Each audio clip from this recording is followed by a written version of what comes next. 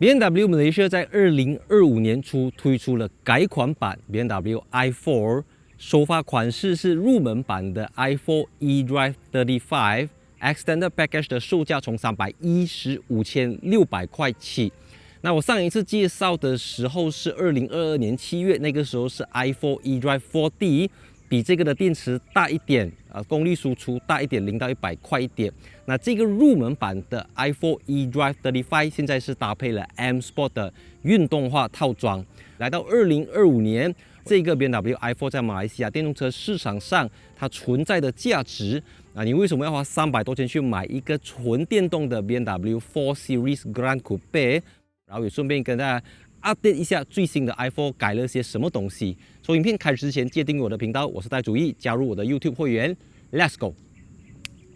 改款版 i4 用了新的大灯设计，看起来更加的细，还有新的前格栅设计，有点类似 iX2 的那个造型，还有新的雷射型 LED 尾灯，首次出现在 BMW M4 CSL， 比之前那个看起来更加浪漫。那 eDrive 35和 eDrive 40都是采用后马达，差别是电池大小，分别是 70.6 kWh 和 83.9 kWh， 基于 CLAR 后驱平台，轴距2856个 mm， 比3 Series 更长、更宽、更高。BMW Grand Coupe 车型标准的无边框式车窗，而改款前用的是18寸的轮圈，现在是19寸的空气力学轮圈。还有 M Sport Suspension 运动化的悬挂系统。那虽然看起来像一个 Sedan， 但 i4 用的是掀背式的尾门，放东西更加的方便。而作为一个 4-door coupe， i4 这边几乎没有头部空间，腿部的活动空间也相当受限，而且地板中间还凸上来非常大一块，是标准的后驱平台结构。那这个改款版的 BMW i4 的内饰主要有2个重点，第一个就是你可以从它这一个非常有运动气息的座椅知道，他们用了新的材质，这个叫 BMW Perform Text， 它是一个高级的合成材料材质呢就是有一点类似 Ultra Sweat 或者 Alcantara 这种合成的麂皮，所以你摸下去它其实也不完全是 fabric， 就是给你一种非常有跑车气息的感觉，而且搭配了 BMW M 的这个3色，有红色、蓝色缝线等等，还有全新的这个方向盘，它是一个 flat bottom， 所以抓起来的话还是一样非常的厚实，就跟 G20 一开始用的那个 steering 一样。那中控台这边呢，在冷气出风口上面它也用了这个 design， 就跟进了它的 front grille 的那个 design。那因为我上次在2022年7月介绍 BMW i4 的时候它那个是 before G20 LCI 的时候就率先采用了 BMW Curve Display， 就是一个 14.6 寸搭配一个 12.3 寸，然后还有搭配很多的按钮。只是在中间这边就比较传统一点，它就用了 BMW 的旋钮。但是你可以在外国，你可以附加选项成 Crafted Clarity 水晶排挡杆，还有鸡腿式排挡杆，那时候也拿掉了，就变成这个好像 BMW iX 这样子的，但它还没有完全到 BMW iX， 因为你要调整大灯的时候，它还是有这个独立的按钮。But overall 我觉得这个车子它就是100%原汁原味的 BMW M Sport 车型，只是美中不足的就是这个加了 Extended Warranty 315,600块的 BMW i4 eDrive 35。它的音响系统，它没有17个 speakers 的 Harman Kardon，OK， that's fine。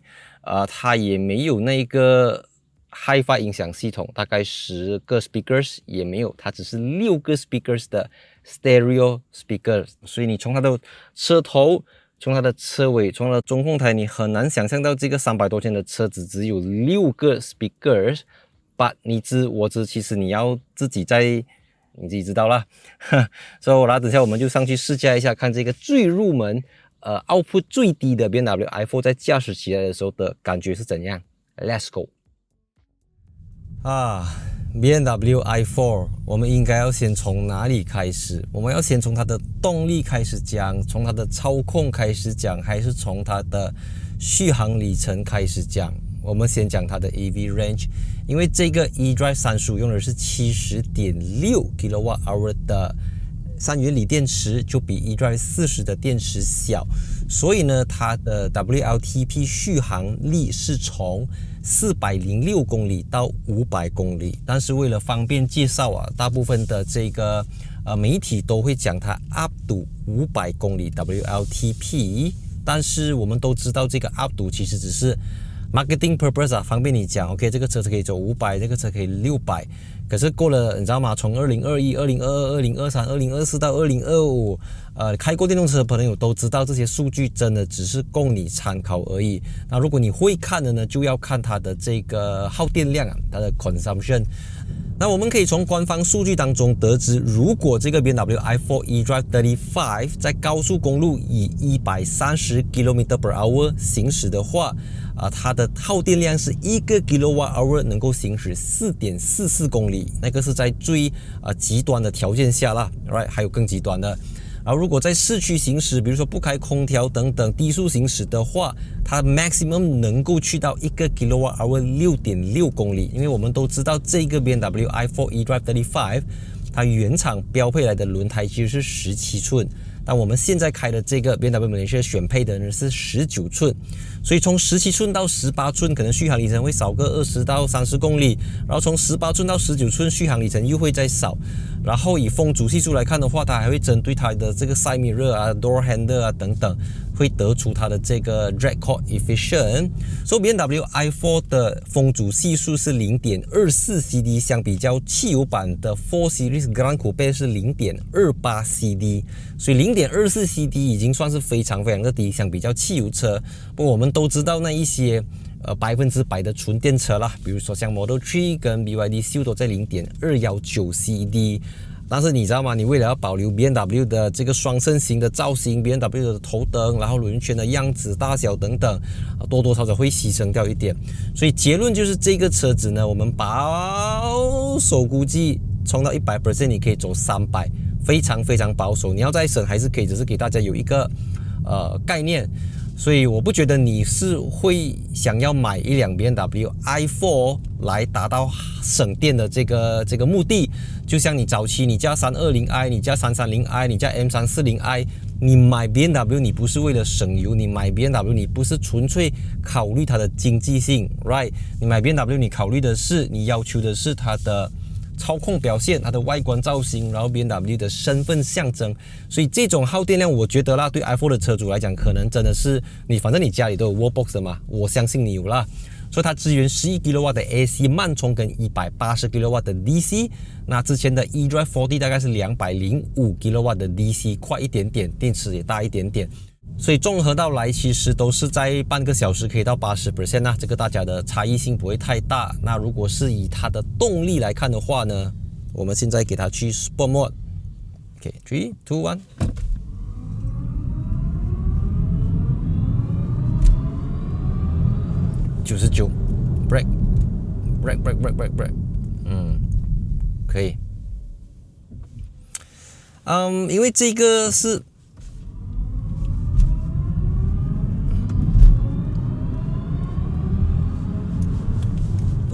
后轮驱动啊，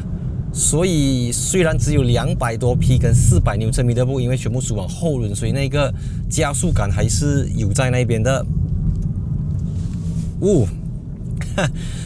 它的0到100呢是6秒，6秒这个数据就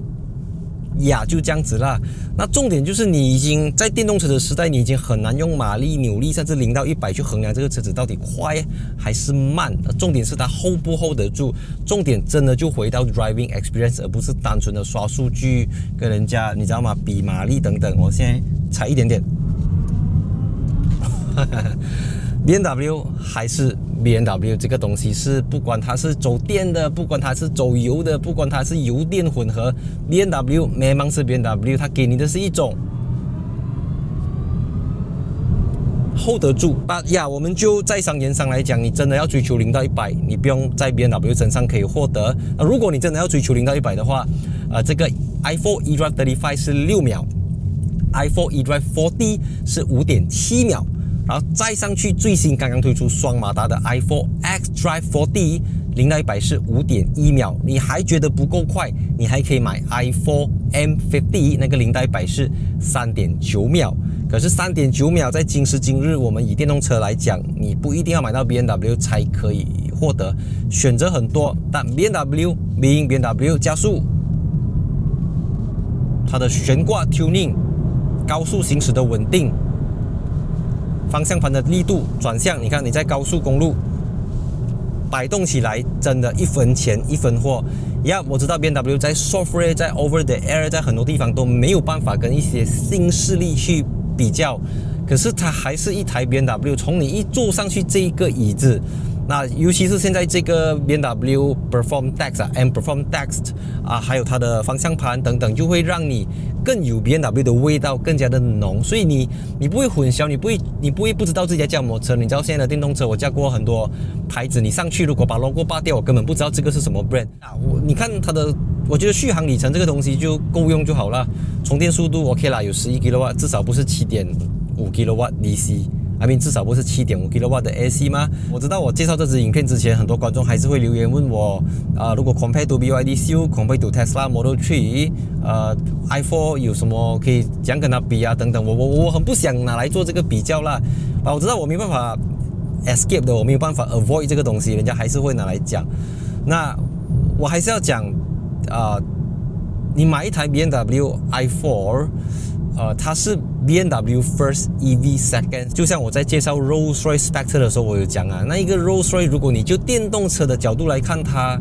，is not even a 800V 的平台 ，right？ 它只是一个400V的，讲电池也不比人家大，续航里程也不比人家优秀 ，right？ 可是如果以 Rolls-Royce 的这个车身底盘，以 Rolls-Royce 的尊贵感来讲，它的确是高高在上的。可是 BMW 你还是要遵循这个 BMW First EV Second， 它是一台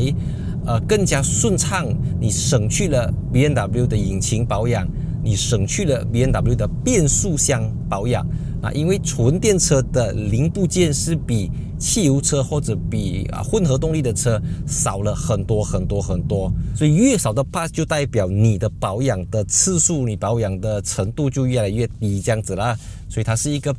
不用什么保养的 BMW。简单来讲是这样子啦，如果你就纯电车的角度 ，BMW i4 可能不是遥遥领先，它可能不是佼佼者，但是我们就豪华品牌的 Grand Coupe 4个门的 Coupe， 我觉得 BMW i4 已经做到相当的了不起，至少在市场 market 上面，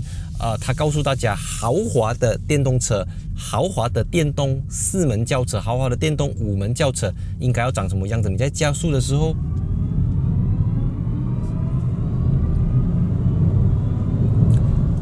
它提供了一份食谱，让 Mercedes-Benz 让奥迪来参考。因为每一次，比如说我在介绍3 Series 的时候，我都会拿它来跟 C-Class compare。我要拿来跟 C-Class 比，纯电动的 Mercedes C-Class 在哪里？mana dia？ OK， 我找不到它。那 BMW i4 我觉得它交到它的功课，尤其在2025年，其实是2024年就改款了，来到马来西亚是2025年，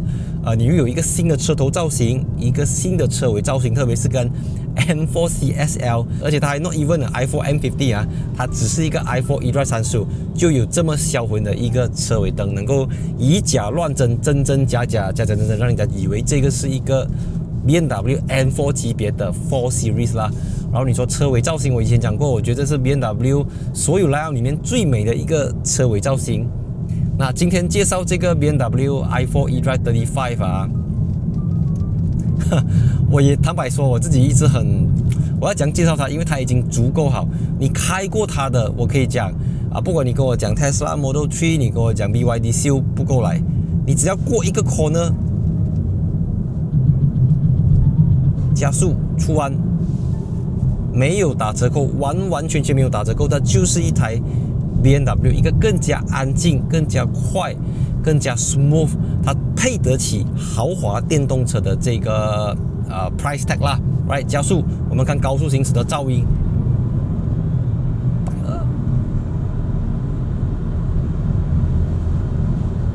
快。你不要因为它0到100才6秒，你就觉得它是一个弱鸡，它没有力，没有，你稍微一点，你就会 feel 到它一点都不慢。所以如果你对 BMW i4 eDrive 35还有什么样的这个问题或者有什么样的疑问，也可以欢迎分享，我们一起来讨论看一下啦。因为我们都知道，在2025年BMW i4 追求的可能也不是销量啦，因为你知道吗？大家有更多的选择，更多的竞争这样子，所以喜欢我的影片记得加入我的 YouTube 会员，我们下期影片见 ，Let's go。